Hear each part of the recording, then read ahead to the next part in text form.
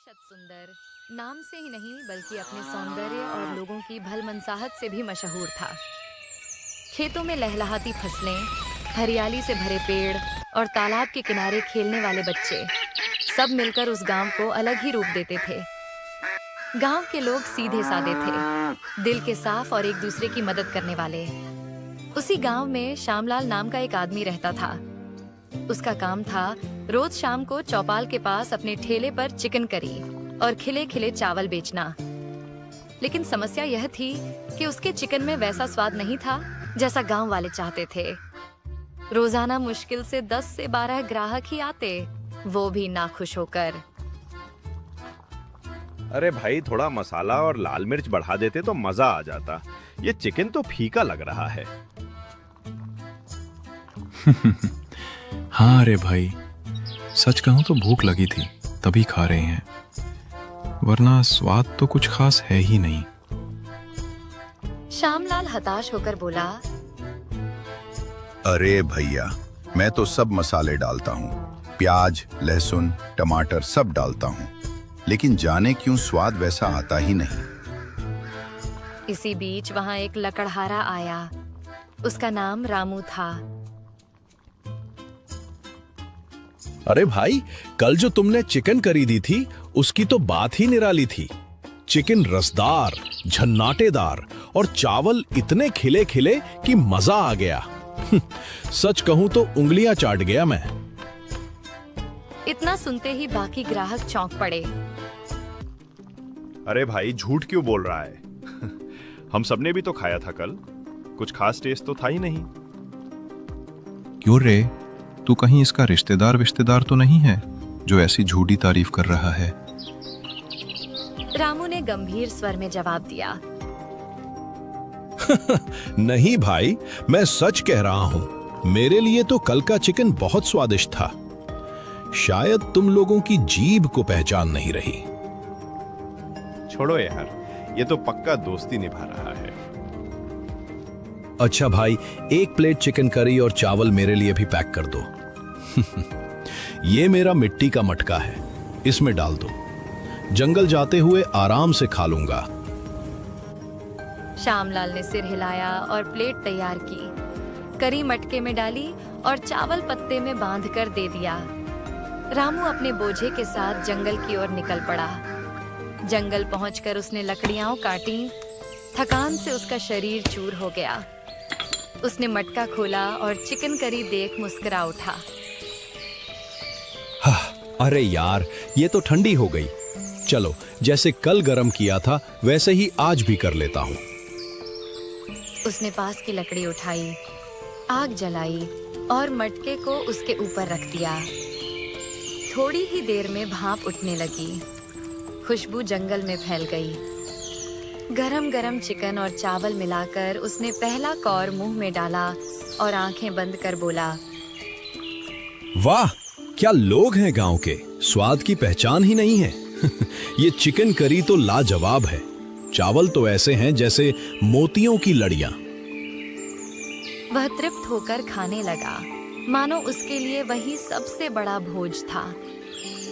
उधर श्यामलाल अपना ठेला समेटकर घर पहुंचा। बचे हुए चिकन की हांडी लेकर अंदर गया। उसकी पत्नी मधु रसोई में इंतजार कर रही थी। क्या जी, आज भी चिकन करी बच गई? श्यामलाल ने गहरी सांस ली और बोला, हाँ मधु, थोड़ी बच गई है। कितनी भी मेहनत कर लूं, लोगों को स्वाद ही नहीं आता। लगता है मेरे हाथों में वो जादू ही नहीं। छोड़ो जी, लोग क्या कहते हैं वो उनकी बात है। चलो, अब हम दोनों मिलकर खा लेते हैं। दोनों बैठे और बचे हुए चिकन और चावल खाकर रात को सो गए। लेकिन उस रात भी श्यामलाल यही सोचता रह गया, क्यों मेरे चिकन में वो स्वाद नहीं जो लोगों को बांध ले।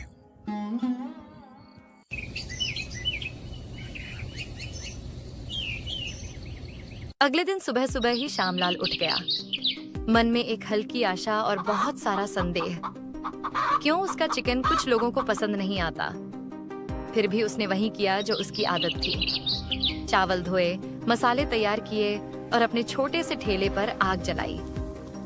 जैसे ही चिकन कड़क कर पकने लगा, पर उसकी नाक में कोई खास सुगंध नहीं ठहर रही थी। स्वाद में कुछ कमी थी, पर श्यामलाल ने ठाना कि आज कोई विलक्षण ग्राहक आएगा और उसकी हिम्मत लौटेगी। थोड़ी देर में एक भूखा आदमी आया, चेहरा पीला, कपड़े उटपटांग, मगर आंखों में विनम्रता। उसने धीरे से पूछा, भैया 2 दिन से कुछ खाए बिना घूम रहा हूँ, कुछ मिलेगा क्या खाने को? श्यामलाल का मन सहम गया। आज तक जिन्हें वह परोसा वे ज्यादातर शिकायत कर गए, फिर भी भूखे को कैसे इनकार करे। उसने बिना कुछ सोचे कहा, हाँ ठीक है बाबा, ले 1 प्लेट चिकन करी और चावल, खाकर बताना कैसा लगा। भूखे की आंखों में चमक आ गई। चुपचाप पहला कौर लिया, चावल और करी को मिलाया और धीरे धीरे खाया। धन्यवाद बेटा, तुमने मुझे खाना दिया। श्यामलाल को लगा यही तो असली तारीफ है, मगर मन में एक दंश भी था। उसका विश्वास डगमगा गया कि शायद उसका स्वाद ही किसी का चखने लायक नहीं। ठेले पर दिन बीतता गया। वही लकड़हारा आया, रामू। अरे भैया, आज तुम भी जा रहे हो? चलते समय थोड़ी और दे दो, बीवी के लिए भी ले जाना है। श्यामलाल ने एक प्लेट प्लास्टिक के ढक्कन में पैक की और दे दी, पर मन में सवाल उभर रहे थे। रामू रोज तारीफ क्यों करता है, जबकि गांव वाले नाखुश रहते हैं।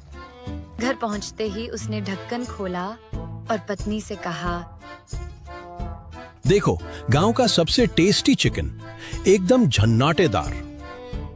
पत्नी ने एक निवाला लिया, चेहरा बदल गया। तुम मजाक कर रहे हो क्या? ये तो कुछ खास नहीं, मैं इससे तो घर पर ही बेहतर बना लेती हूँ। रामू को भी विश्वास नहीं हुआ।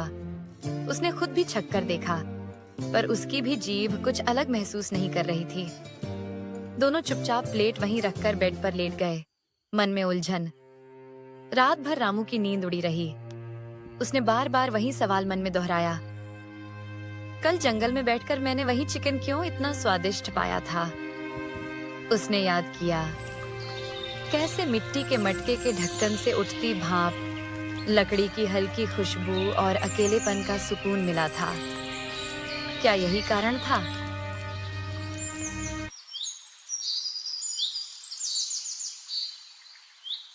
सुबह सुबह रामू लकड़ियां बांधने निकल पड़ा, मगर उसके दिमाग में कल रात की वही उलझन घूम रही थी। जंगल में गरम किया हुआ चिकन ही क्यों लाजवाब लगा?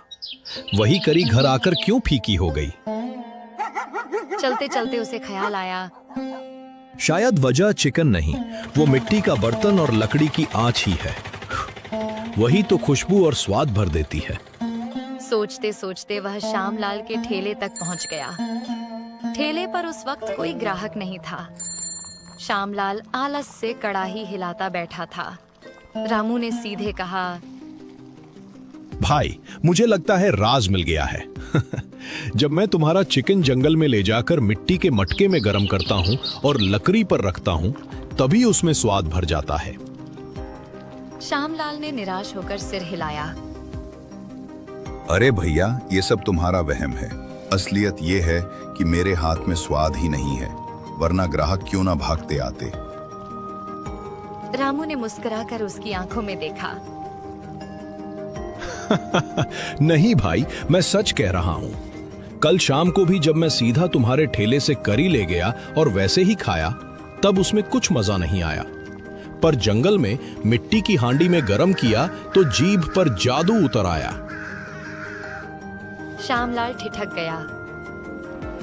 क्या सचमुच ऐसा हो सकता है? हाँ, बिल्कुल। लकड़ी की आंच, मिट्टी के बर्तन की खुशबू, यही तो असली स्वाद बनाते हैं। तुम कल वही मसाले डालकर देखो, बस इस बार चिकन को मिट्टी के बर्तन में पकाना, फिर देखना कमाल।